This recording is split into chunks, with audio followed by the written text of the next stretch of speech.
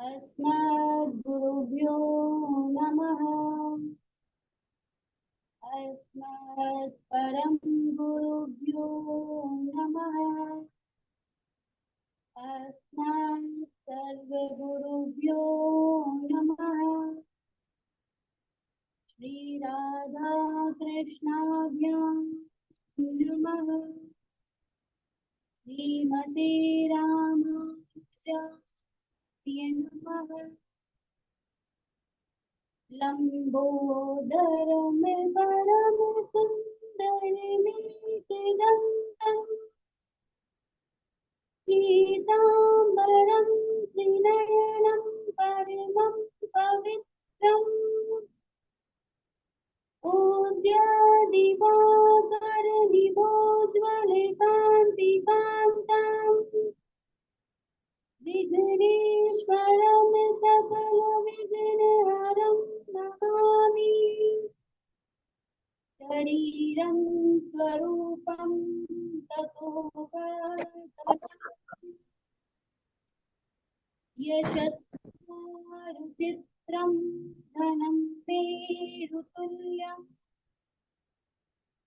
मनश्चेनलग्नं श्रीगुरुरं श्रीपद्मे ततः किं ततः किं ततः किं ततः किं नारायणं नमस्कृत्यं नरं चैव नरोत्तमं देवीं सरस्वतीं व्यासं ततो जयमुदीरयेत्। बर्हापीडमनटवरवपुकर्णयो कर्णिकारं विप्रदवासं वैजयन्तीं च मालां रङ्गाणवेणो पूरयन् गोपवृन्दे वृन्दारण्या स्वपदरमणं प्राविशद्गीतकीर्ति करारविन्देन पदारविन्दां मुखारविन्दे विनिवेशयन्तम् वटायपत्रस्य पुटेशयानं बालं मुकुन्दं रामाय रामभक्ताय रामचन्द्राय वेदसे रघुनाथाय नाथाय सीताया पतये नमः।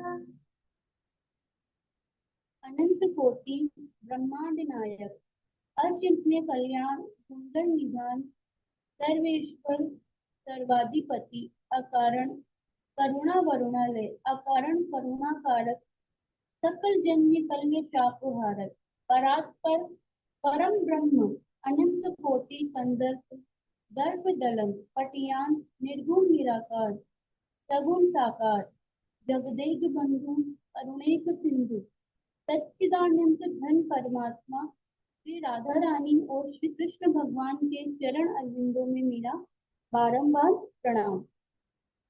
समुपस्थित भागवत भक्त कथा अनुरागी सज्जनों भक्तिमय मातृशक्ति भगनी बांधवों सिया राम में सब जग जानी करहु प्रणाम जोर जुग पानी। सभी को मेरा जय श्रीमन नारायण हरे कृष्णा राधे राधे। अब आइए आगे के वक्तव्य में हम प्रवेश करते हैं। तो पिछले वक्तव्य में हमने श्रवण किया था क्या कि किस प्रकार जो देवर्षि नारद है वह पराशर नंदन श्री वेदव्यास जी महाराज के पास आए और उनसे कहा कि हे पराशर नंदन आप जो है इस प्रकार चिंतातुर क्यों है, यानी कि हे प्रभु आपने तो एक वेद के 4 भाग भी कर दिए, इतने बड़े 1 लाख श्लोक वाले आपने जो है श्रीमद् भागवत महाभारत जो ग्रंथ की है आपने रचना कर दी, तो फिर भी आप इतनी चिंतातुर क्यों है। तब जो व्यास जी महाराज है उन्होंने कहा कि हे देवर्षि मैं स्वयं ही जो है इसका कारण नहीं जानता हूँ। यानी कि मैंने स्वयं ही जो है एक वेद के चार भाग किए। मैंने 1 लाख श्लोकात्मक जो महाभारत है उस ग्रंथ की मैंने रचना करी। परंतु अब मैं इस प्रकार इस जो चिंतातुर हूँ मैं क्यों हूँ, इसका कारण मैं स्वयं ही नहीं जानता हूँ। तो जब देवर्षि नारद से वह कहते हैं कि हे देवर्षि, आप तो परम ज्ञानी है, परम जो है आप में तो महान ज्ञान है, आप ही जो है मेरे इस दुख का निवारण कीजिए और मेरे संतोष को, जो मेरा असंतोष है उसे नष्ट कीजिए। अब श्री देवर्षि नारद कहते हैं कि हे व्यास जी, आपने तो आपने जो है एक वेद के चार भाग कर दिए, आपने जो है 1 लाख श्लोक वाले महाभारत ग्रंथ की भी रचना कर दी, परंतु आपने जो है अपने ग्रंथ में ना तो भगवान का, ना भगवान की भक्ति का और ना ही उनके भक्तों के चरित्र चित्रण का आपने वर्णन किया है। तो इसलिए क्योंकि कहा गया है यदि कोई भी कार्य निष्कामता से किया जाए, यानी कि वह कार्य निष्कामता से हो, उसमें कोई भी कामना ना हो, परंतु वह कार्य यदि प्रभु की भक्ति का और उनके भक्तों के चरित्र चित्रण से अलग हो, यानी उसमें उसका जो है उत्कर्ष ना हो, तो उस कार्य की जो है शोभा नहीं बढ़ती है। इसलिए हे व्यास जी, आप जो है भविष्य में समाधि में जाइए और भगवान की जो सुंदर लीलाएं हैं उन लीलाओं का आप स्मरण कीजिए। प्रभु के जो रचनाएं हैं उनका चरित्र चित्रण है, उनके भक्तों का जो चरित्र चित्रण है, उस विषय के बारे में आप ऐसे ग्रंथ की रचना कीजिए जिसमें भगवान की भक्ति का और उनके भक्तों का जो है चरित्र चित्रण समाहित। तो इतना कहकर आगे जो देवर्षि नारद है वे कहते हैं कि जो प्रभु है वह करुणा वत्सल है, करुणा परायण है, वह जो है आपका दुख अवश्य दूर करेंगे और आपकी जो अप्रसन्नता है इसका कारण स्वयं ही आपसे दूर हो जाएगा। अब आगे जो देवर्षि नारद है वह कहते हैं कि अहम पुरातीत भवि भवम मुनि दास्यास्तु पश्चाश्चन वेदवादिनां निरूपितो बालक एव योगिनां निर्विविक्तताम्। जो देवर्षि नारद हैं वह कहते हैं कि हे व्यास जी, मैं आपको अपने जो जीवन है, अपने पूर्व जन्म की जो कथा है वह कथा मैं आपको सुनाता हूँ। तो देवर्षि नारद कहते हैं कि हे व्यास जी, मैं पूर्व जन्म में एक दासी का पुत्र था, यानी कि जो मेरी माँ है वो एक दासी थी, परंतु मेरा ऐसा दुर्भाग्य था कि मेरे जन्म के कुछ समय पश्चात ही जो मेरे पिताजी हैं उनका देहावसान हो गए, यानी उनका प्राणांत हो गया। तो जो मेरी माँ है वह मेरा पालन पोषण करने के लिए कार्य करने लगी। ऐसे ही कुछ दिन व्यतीत हो गए, यानी कि कुछ समय पश्चात हमारे गांव में जो कुछ वेद पाठी ब्राह्मण थे वह चातुर्मास व्यतीत करने के लिए पधारे। तो मुझे भी जो है उनकी सेवा में नियुक्त कर दिया गया। तो मैं अपने तन और मन से उनकी सेवा करने लगा। और मैं जब भी वह भोजन करते, जब भी वह ऋषिगण भोजन करते, तो उनकी जो थाली थी अगर उसमें कुछ झूठन बच जाती है, झूठा प्रसाद बच जाता था, तो मैं उनकी अनुमति से उस प्रसाद को, उनकी जो झूठी प्रसादी थी उस प्रसादी को मैं ग्रहण कर लेता था।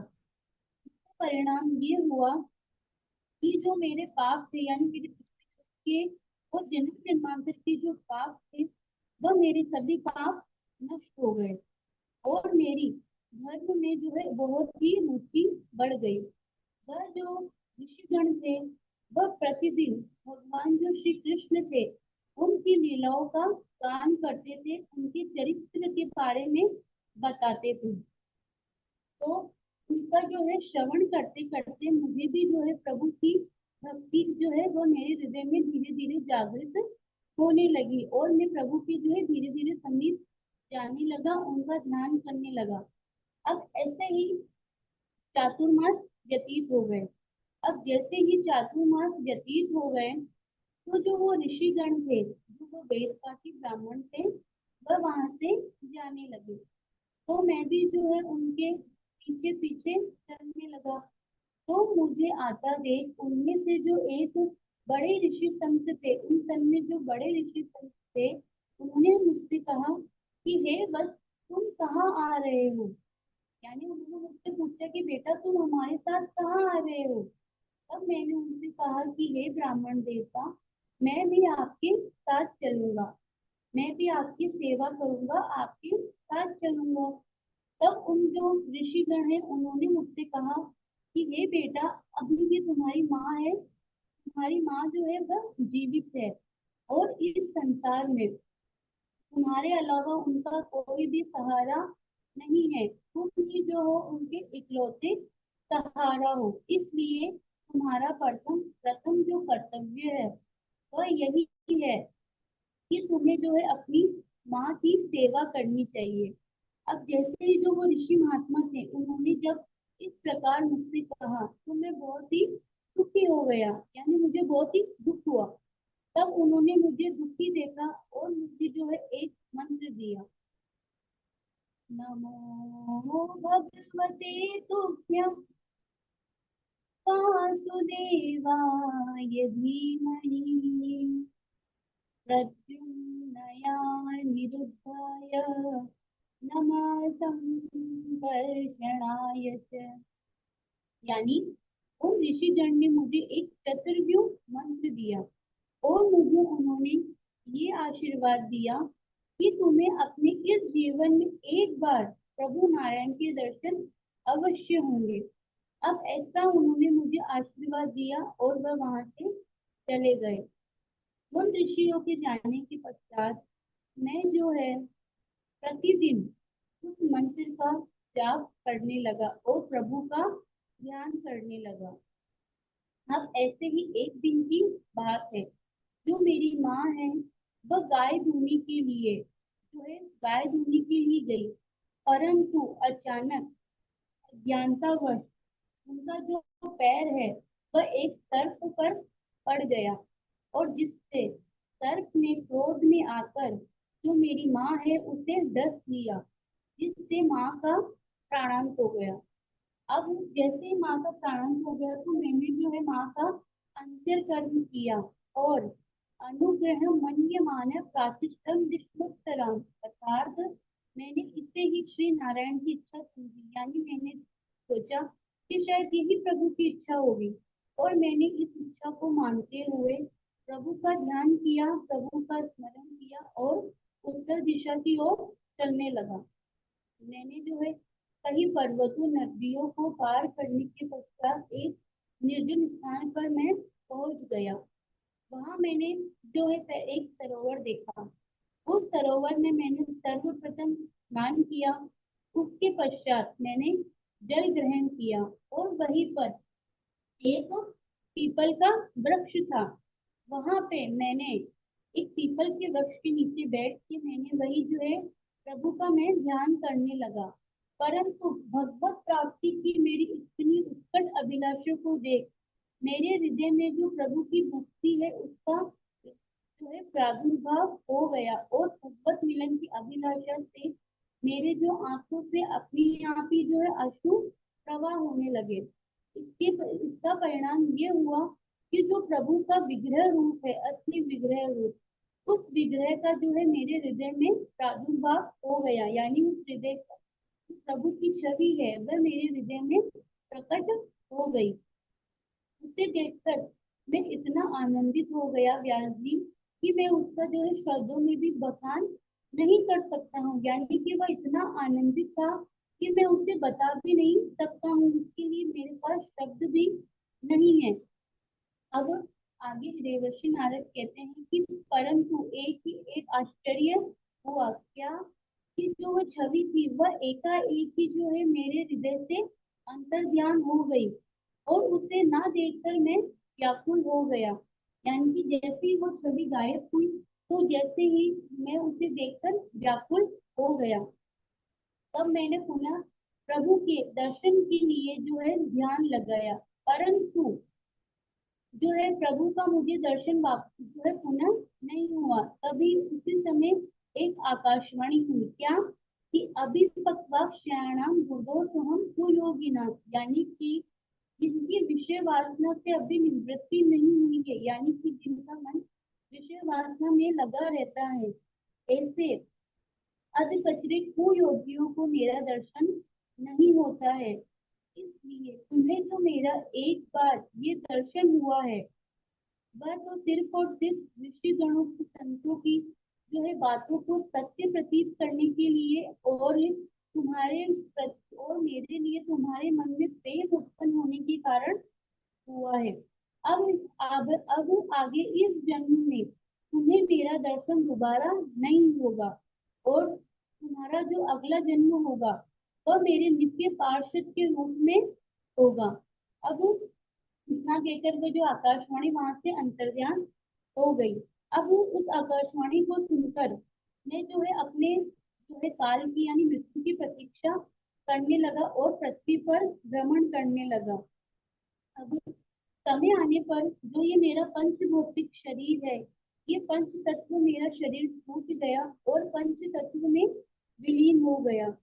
और जब काल के अंत में प्रभु नारायण की सोने की इच्छा हुई, यानी कि जब सृष्टि के उत्पन्न होने से पूर्व जब नारायण की सोने की इच्छा हुई, तो मैं ब्रह्मा जी के द्वारा उनके श्वास नली से उनके हृदय में प्रविष्ट हो गया। और जब 1000 चतुर्युगी के पश्चात पुनः सृष्टि की रचना हुई, तब मैं जो है उनके ब्रह्मदेव के जो मानस पुत्र है उनके रूप में मैं उत्पन्न हुआ। तब जो भगवान नारायण है उन्होंने मुझे ये देवदत्त वीणा प्रदान की। इस वीणा का जो है मैं इस वीणा से मैं जो है निरंतर प्रभु के ही नामों का गान करता रहता हूँ, उन्हीं का मैं ध्यान करता रहता हूँ, और उन्हीं के कीर्तन का जो है मैं स्मरण करता रहता हूँ, उन्हीं का कीर्तन मैं सर्वत्र करता रहता हूँ। अब व्यास जी से उन्होंने कहा कि देवर्षि नारद ने कहा कि हे व्यास जी, देखा आपने प्रभु के नाम की महिमा, कहा तो मैं एक दासी का पुत्र था और कहा मैं ये आप देवर्षि नारद हो गया हूँ। अब इतना कहकर जो देवर्षि नारद भगवान की महिमा का वर्णन करते हुए वहां से चले गए। अब इधर ब्रह्म नदी सरस्वती के तट पर जो पश्चिम तट है, वहां पर सम्यव्राज नामक जो आश्रम है, वहां पर श्री वेदव्यास जी महाराज का जो मन है भगवान में समाहित हुआ, यानी उन्होंने भगवान का ध्यान किया। और जो परमहंसों की संहिता श्रीमद् भागवत है, उन्होंने उस ग्रंथ की रचना की। बोलिए श्रीमद् भागवत महापुराण की जय। तो उन्होंने जो है श्रीमद् भागवत महापुराण की रचना की, और फिर उन्होंने इस श्रीमद् भागवत जी का जो ज्ञान है उन्होंने अपने पुत्र श्री सुखदेव जी महाराज को प्रदान किया। तब उनकी बातों को सुनकर श्री सोनक जी ने कहा कि हे सूत जी, आपने तो कहा था श्री सुखदेव जी महाराज जो है परम पवित्र राग है, और उन्होंने जन्म के पश्चात ही जो है अपने घर का त्याग कर दिया था और वन में चले गए। तो फिर जो है वेद व्यास जी महाराज है, उन्होंने जो है सुखदेव जी महाराज को कैसे श्रीमद् भागवत का ज्ञान प्रदान किया। तो श्री सूत जी महाराज कहते हैं कि हे शौनक जी, जब वेद व्यास जी महाराज ने परम संहिता श्रीमद् भागवत महापुराण की रचना की, तब उनके मन में ये विचार आया कि ये जो श्रीमद् भागवत है, इसका उत्तम अधिकारी कौन होगा। यानी कि जो श्रीमद् भागवत है ये कोई मामूली ग्रंथ नहीं है, ये साक्षात भगवान श्री कृष्ण ही है, यानी ये भगवान श्री कृष्ण का ही स्वरूप है। तो इसलिए इसका प्रथम उत्तम अधिकारी कौन होगा। तब उन्हें जो है अपने परम पवित्र राग श्री सुखदेव जी महाराज का स्मरण हुआ। तब उन्होंने जो अपने शिष्य है, अपने शिष्यों को भगवत जी के कुछ श्लोकों का श्रवण करवाया, और उनसे कहा कि आप जो भी कार्य करेंगे इन श्लोकों का आप निरंतर जो है गान करते रहिएगा। अब जैसे ही जो वेदव्यास जी महाराज के शिष्य हैं, वह कहीं भी जाते, यदि वन में समिधा लाने जाते, वन की सामग्री लाने जाते या लकड़ियां भी लाने जाते, तो वो निरंतर जो है इस इन श्लोकों का वह गान करते रहते। अब ऐसे ही जो व्यास जी के शिष्य हैं, वह एक दिन जो है वह भवन की सामग्री लाने के लिए जो है उसी जंगल में पहुंच गए, जिस जंगल में जो श्री सुखदेव जी महाराज जी ध्यान में बैठे हुए थे। तब जो व्यास जी के शिष्य हैं, उनके मुख से एक श्लोक निकला। बर्हा पीड़म नटवर वपु कर्णयो कर्णिकारम् विप्रदवासः कनिककपिशम् वैजयन्तीं रन्ध्राणवेणुरधरसुधया पूरयन् गोपवृन्दे वृन्दारण्यप्राविशद् गीतकीर्ति। बरहा पीड़म नटवर वपु, यानी कि जो भगवान श्री कृष्ण है उनके, यानी कि वह अपने शरीर में क्या क्या ग्रहण करते हैं और उनका स्वरूप कैसा है, उस स्वरूप का वर्णन इस श्लोक में किया गया है। तो भगवान श्री कृष्ण जो है वह अपने सिर पर मयूर का पिच, यानी कि जो मयूर का मोर पंख है, वह मोर पंख धारण करते हैं। वह श्रेष्ठ नेत्र के समान है, उनका वेश बहुत ही सुंदर है। वह अपने शरीर पर सुंदर पीताम्बर धारण करते हैं। अपने गले में जो वनमाला है उनकी शोभायमान हो रही है। वह अपने कानों में कनेर का पुष्प धारण करते हैं, यानी वह अपने कानों में कनेर का पुष्प धारण करते हैं। और अपने चरण कमलों से वह वृंदावन के जो वन है उनको पवित्र करते हुए भगवान श्री कृष्ण उसमें प्रवेश कर रहे हैं ग्वाल बालों के साथ। तब जो ग्वाल बाल है उनके प्रभु की कीर्ति का गान कर रहे हैं। तब श्री सुखदेव जी महाराज ने जब इन श्लोकों को सुना, तो उनका जो ध्यान है वह भंग हो गया। तब वो जैसे ही उन्होंने उस श्लोक को सुनकर उठना चाहा, तब उनके मन में विचार आया कि जो इतना रूपवान होता है, तो उनको अपने स्वरूप पर, अपने रूप पर जो है बहुत ही अभिमान होता है। तब उनके इस संदेह का जो है समाधान करते हुए व्यास जी के जो दूसरे शिष्य हैं उन्होंने दूसरा श्लोक सुनाया। अहो बकीयं स्तनिकालकूटं जिङ्घासयापायदप्यसाध्वी लेभे गतिं दार्शनिका ततोऽन्यं तं वा दयालुं शरणं व्रजेम।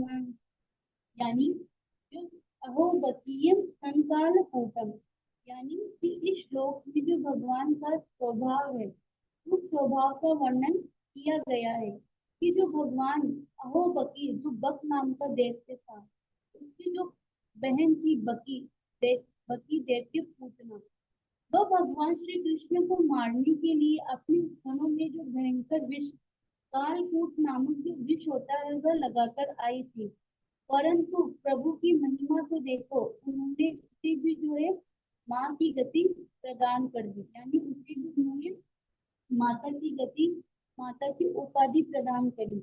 तब श्री सुखदेव जी महाराज ने जैसे ही भगवान नारायण की, भगवान श्री कृष्ण के स्वभाव का वर्णन सुना, तो उन शिष्यों के पास जाकर उन्होंने उनसे कहा कि हे ऋषिगण, आप जो है बहुत ही सुंदर श्लोक सुना रहे हैं, इसलिए आप कृपया करके और श्लोक सुनाइए। तब उन शिष्यों ने कहा कि हे देव, हे प्रभु, हमें तो जो है इतने ही श्लोक याद है। यदि आपको और श्लोक सुनने हैं तो आप जो है हमारे गुरुदेव के पास चलिए, क्योंकि उनके पास ऐसे 18,000 श्लोक है, यानी कि एक नहीं 18,000 श्लोक है जो ऐसे ही हैं। तब उन्होंने श्री सुखदेव जी महाराज कहते हैं कि हे ऋषिगण, आपके गुरुदेव कौन है? और वह शिष्य बोलते हैं कि हमारे जो गुरुदेव है श्री वेदव्यास जी महाराज है। तब इतना सुनकर जी सुखदेव जी महाराज है वो बहुत ही प्रसन्न हो गए और उन्होंने कहा कि अरे वह तो इस मेरे पंचभौतिक शरीर के पिता हैं। तब उन्होंने जो है उस शिष्य के साथ चलने लगे। और अपने पिता के पास जाकर उन्होंने जो है श्रीमद् भागवत महापुराण का अध्ययन किया। आगे फिर सूत जी महाराज कहते हैं कि आत्मा रामश्च मुनियो निर्गंगा अप्युरुक्रमे कुर्वन्तः किं भक्तिम् इत्थं भूत गुणो हरि। आत्मा रामश्च मुनियो निर्जन का अभ्युपक्रमे, अर्थात भगवान श्री कृष्ण के, भगवान श्री हरि के गुण ही ऐसे हैं कि जो आत्मा राम है, जिनके अविद्या की गांठ खुल गई है, वह भी भगवान श्री हरि की निष्काम भक्ति करते हैं। और जब श्री सुखदेव जी महाराज ने इस भागवत जी का श्रवण राजा परीक्षित को सुनाया, यानी राजा परीक्षित को इस श्रीमद् भागवत का श्रवण करवाया, तब जो शौनक जी है वह उस सूत जी महाराज से पूछते हैं कि हे सूत जी, जो राजा परीक्षित है उन्होंने किस जगह जो है श्रीमद् भागवत का श्रवण किया और उन्होंने किस कारण से इस श्रीमद् भागवत का जो है श्रवण किया, तो इसलिए आप जो है मुझे इसके बारे में बताइए। तब जो सूत जी महाराज है वह राजा परीक्षित की जन्म की कथा सुनाना प्रारंभ करते हैं। तो आगे श्री सूत जी महाराज कहते हैं कि यदा विदेकौरविसिञ्जयानां वीरेशवतो वीरगतिं गतेषु रक्तादरा विद्यगधा विमर्श भग्नो दण्डे रामपुत्रे। यदा हृदय कौरव सिंजयाना, यानी कि हे शौनक जी, जब महाभारत का युद्ध समाप्त हुआ तो कौरव के पक्ष से और पांडव के पक्ष से अनेकों जो वीर है वह वीर गति को प्राप्त हो गए थे। और भीमसेन की गदा के प्रहार से जो दुर्योधन की जंघा थी वह भग्न हो गई। और जो दुर्योधन था वह कुरुक्षेत्र के सम्रांगण में बैठा बैठा अपने दर्द से कर्रा रहा था, यानी कि उसकी जो जंघा भग्न हो गई थी, ये उसके लिए असहनीय पीड़ा के समान थी। वह इस दर्द से सम्रांगणा में बैठा बैठा कर्रा रहा था। और तभी जो गुरु द्रोण के पुत्र अश्वत्थामा है वह उनके पास आए और उनसे कहा कि हे मित्र, यदि तुम चाहो तो मैं तुम्हारे भाइयों की मृत्यु का बदला पांडवों से ले सकता हूँ। यदि तुम कहो तो मैं पांडवों से तुम्हारे भाइयों की मृत्यु का बदला ले सकता हूँ। अब जैसे ही अश्वत्थामा ने ये सुना, तो जैसे अश्वत्थामा ने ये कहा तो दुर्योधन ने जो उसका अशुद्ध रक्त बह रहा था उस रक्त से जो है अश्वत्थामा का तिलक कर दिया। परंतु इसका परिणाम ये हुआ कि जो अश्वत्थामा की बुद्धि थी उसकी बुद्धि बिगड़ गई, क्योंकि दुर्योधन ने अपने जीवन में पाप के सिवा और कुछ भी नहीं किया है, तो उसका जो रक्त था वह रक्त भी अशुद्ध था। जिससे जो उसने जब जो है अश्वत्थामा का तिलक किया तो जो अश्वत्थामा की बुद्धि थी उसकी ब्राह्मण होने के बावजूद भी उसकी जो बुद्धि है राक्षस प्रवृत्ति हो गई और उसकी बुद्धि बिगड़ गई। अब जो अश्वत्थामा था वह एक वृक्ष के नीचे बैठ गया और बैठकर सोचने लगा कि किस प्रकार जो है मैं उन पांडवों का वध करूं। अभी उसकी नजर एक पेड़ के जो एक पेड़ पर गई, जहाँ उसने देखा कि जो एक उल्लू है वह जो है कौवे की सोते हुए, यानी जो चिड़िया के सोते हुए बच्चे हैं, उन बच्चों के ऊपर वह अपनी चोट से प्रहार कर रहा है। तब तब यहीं से जो अश्वत्थामा है उसे पांडवों को मारने की जो है युक्ति मिल गई। उसने सोचा कि मैं जो शिविर में जाकर रात को सोए हुए पांडवों के सिर काटकर दुर्योधन को दे दूंगा। अब जो है अश्वत्थामा हाथ में तलवार लेकर शिविर की ओर चल पड़ा। परंतु जो भगवान श्री कृष्ण थे उन्हें तो सर्वत्र ज्ञान था, वह तो सब जानते थे कि आगे क्या होने वाला है। तब उन्होंने पांडवों से कहा कि हे पांडवों, जब कभी भी विजय होती है तो विजय की रात्रि कभी भी जो है शयन नहीं करना चाहिए। हमें जो है भगवान का कीर्तन करना चाहिए, जागरण करना चाहिए और जो है प्रभु का भजन सत्संग करना चाहिए। अब जो पांडव है उन्होंने भगवान श्री कृष्ण की बात को माना और जो है वे शिविर से बाहर चले गए। अब जो पांडव थे वह तो शिविर से बाहर चले गए, परंतु जो पांडवों के पुत्र थे, द्रौपदी के जो 5 पुत्र थे, सुप्रीति, सुसेन, प्रतिबिंब, शतानिक और सुतकर्मा, वह वहां पे पांडवों की जगह आकर सो गए। और वह दिखने में हूबहू अपने पिताजी के समान ही प्रतीत होते, यानी जो पांडव के पुत्र थे वह दिखने में हूबहू अपने पिताजी के समान ही, पांडवों के समान ही लगते थे। तब जैसे ही अश्वत्थामा है उन्हें सोते हुए बालकों को देखा, तो उसने उन्हें पांडव समझकर निरपराध बालकों के ऊपर तलवार से प्रहार कर दिया और उनके सिर काटकर दुर्योधन के पास ले गया। अब जैसे ही जो दुर्योधन था उसने मृत पांडवों को जो है काली अंधेरी रात में देखा, तो उसने मृत पांडवों को जैसे ही देखा तो वह बहुत ही आनंदित हो गया। परंतु जैसे ही अश्वत्थामा उनके पास पांडव जो है पांडवों के पुत्रों का जो है सिर लेकर आया, और चंद्रमा के प्रकाश में जब दुर्योधन ने उन्हें देखा, तो उन्होंने उसे पहचान गई कि ये पांडव नहीं अपितु पांडवों के पुत्र है। तब उन्होंने अश्वत्थामा से कहा कि अरे अश्वत्थामा, ये तुमने क्या कर दिया? तुमने तो हमारे वंश का ही नाश कर दिया, ये पांडव नहीं पांडवों के पुत्र हैं। अब जैसे अश्वत्थामा ने ये सुना तो वो बहुत ही आश्चर्यचकित हो गया। अब इधर जो दुर्योधन था उसे एक साथ हर्ष और शोक हो गया, क्योंकि दुर्योधन को ये वरदान था कि जब जब उसके जीवन में हर्ष और शोक एक साथ आएंगे, वही समय जो है उसकी मृत्यु का कारण बनेगा। अब इस समय जो दुर्योधन था